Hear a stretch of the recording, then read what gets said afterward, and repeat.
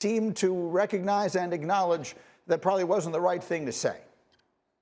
I think I got in trouble a little the other day when I said, look, we're not urgent about CeeDee. Well, no one appreciates CeeDee being on the field any more than I do. Now, I understand completely the angst that's happening when you're anxious about and someone says anything about whether you're missed or not. Well, CeeDee, you're missed, okay? But you're not missed out here competing, and it doesn't put any pressure any place on us. So it feels like what he's trying to do there, Graziano, is not let this get personal. Because when those initial comments came out last week, we saw CeeDee Lamb quote tweet them with the letters LOL, and then Micah Parsons co-signing that by quote tweeting.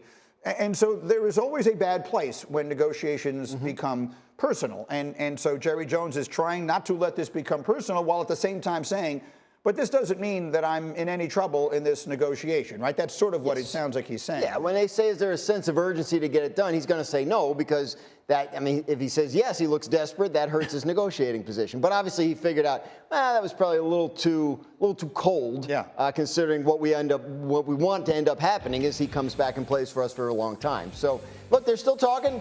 I think it's a deal that'll get done. I really do. Before the season starts, I don't think there's any issue. It's just taking a very long time, and that's the way things have gone a lot of times with the Cowboys and their big stars. For a lot of folks who are home right now watching and wondering, well, isn't CeeDee Lamb getting fined a fortune every day that he misses? Well, yeah. Because he's on his rookie contract, as opposed to someone like Hassan Reddick, those fines can be They can forgive the fines, right. Trent Williams also, I think, he's getting fined. Getting fined like crazy, which is why the hold-in makes so much more sense than the hold-out. But who am I to say, one way or the other, the CeeDee Lamb thing, D. Wood, it doesn't make any sense to me. Help me. I can't give you any type of reasonable thing to say here. All these guys, we showed in the first hour the graphic of all these guys on their rookie deals, wide receivers. They've had their contracts, they've signed new contracts. Yeah. What is the big deal? What is the holdup in giving this guy what he deserves, what he needs? I mean, look, it's right there. It's laid out for the Cowboys right there. Okay? All you have to do is slide them somewhere in there in those numbers where Justin Jefferson and A.J. Brown is. Like, I don't understand you not getting the deal done. And each day that CeeDee Lamb is not in camp, it only hurts not only CeeDee Lamb, it hurts the Cowboys. Because as Orlovsky had talked about in the first hour, we've seen it time and time again. These guys hold out, then all of a sudden some injury, or you just get off to a slow start because you get the lack of reps and the chemistry in training camp. To make clear what that graphic you were looking at was, the 8 names that were shaded in there that were dark, so 8 of the 10, they got their contracts this summer. Right. There were 2 Dolphins and 2 Eagles on this list. So 8 of the top 10 wide receiver deals got done this summer. To me, there's no earthly reason why the CeeDee thing hasn't been done. And frankly, I think this is a message to the ownership in Cincinnati, too. Get Jamar Chase's deal done now. It's not going to get cheaper. It's not like next year he's going to say, well, you know what, I'll take less money after my 4th year. The earlier you get these deals done, the better. Orlovsky, go. The last time we saw CeeDee Lamb on the field with Dak Prescott, they looked to be completely on different pages. They got whooped in that Green Bay game. They were completely on different pages. So anybody who tells me, oh, reps don't matter, they do. Second thing, go back to last season with CeeDee Lamb. 181 targets. That ranked first in the NFL. 135 catches. That ranked first in the NFL. 596 routes run. That ranked 5th in the NFL. We cannot expect that type of volume or production if he's not in football shape. And I don't care how much you run on your own. You have to be in football shape to go play the actual game. So is Dak Prescott set up to fail without CeeDee Lamb in training camp? Absolutely. Is CeeDee Lamb set up to fail without being in training camp? Absolutely. I agree with Graz. I think the deal gets done, and he knows way more about it than I do before camp. But to think that the holdout isn't going to have some type of butterfly effect in a negative fashion for both the team, the quarterback, and the individual performance, that's unrealistic for us to feel that way. Well, you know what I'm remembering, and this was before you went on your tour, like right at the time that teams were starting to report. It was like the week that teams were starting to report. It was my first week back from vacation. So this was like the second week of July. Okay. We were talking about CeeDee still doesn't have a deal, and he's likely to hold out. And my reaction was, that doesn't mean it. He'll get it done. Let me know if we get into August and he doesn't have. Well, now we're in the middle of August. We have now gotten to the point where it does genuinely start to matter. The problem is, like, the Cowboys are saying, you know, look, we're going to have to do Dak Prescott. We're going to have to do Micah Parsons. We have to structure this deal in a way that allows us to get those other deals done. And CeeDee Lamb is saying, which, again, is the player's right, and every single time, not my problem. Like, this is the market. This is what the top wide receivers are making. Nobody was better than I was last year. I need to be up there and, you know, structure it however you want, but I need X, Y, and Z, or else I'm not signing.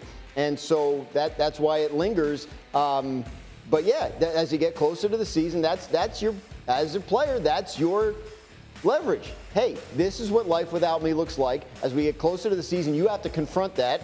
And if you don't like it, sign Saquon Barkley, add to their defense. Somehow other teams manage to do what the Cowboys are suggesting is impossible to do. I think one of the Houdini, right? You have to be Houdini to do this. The Eagles go to their guys real early for extensions, and the Cowboys obviously don't. Okay, I want to play one more thing for you because I think it's interesting. So, do you remember Asante Samuel? He played 5 years for New England during his career. He made the following prediction about his former coach, Bill Belichick. Listen. We know Jerry Jones is he loves his players. He treats them right. But something's going on this year. And I think that leads to next year to say Bill Belichick will be the head coach for the Dallas Cowboys. And it's ultimately comes down to Jerry Jones. And Jerry Jones wants to win a bowl. For him to get that bowl, his options are running out.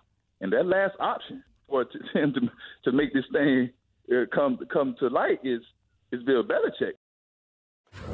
So there are a million variables here. Okay? It's interesting to hear. And we all understand that Bill is out there and any team, well, it did not seem like teams were clamoring to hire him last offseason. Because they weren't. Say the least, right? Yeah.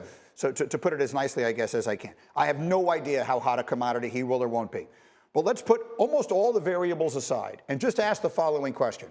If that job comes open and Bill Belichick has options, Dan, is that the job you think he would take? Is that a great NFL coaching opportunity for someone who wants to add to his legacy by breaking the wins record and winning a Super Bowl without Tom Brady? Is that the job he should take? No, absolutely not. I don't see Bill Belichick as the head coach of the Dallas Cowboys. I think Bill Belichick wants to coach ball, and that's it. And the Cowboys are about a lot more than just ball. I don't think Bill Belichick wants to have to constantly answer to a general manager and owner going to the media and having those post-game interviews. And that's exactly what the Cowboys do, and Jerry Jones does.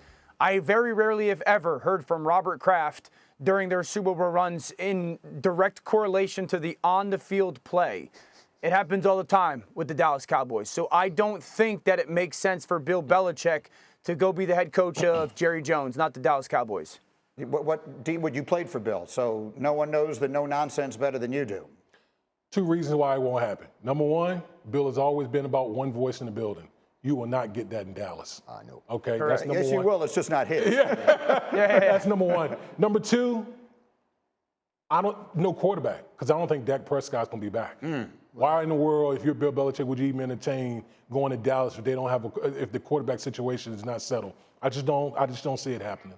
Yeah, he's not going to go somewhere where they don't have a quarterback that's established. So it rests on that to some extent. But that's a different job.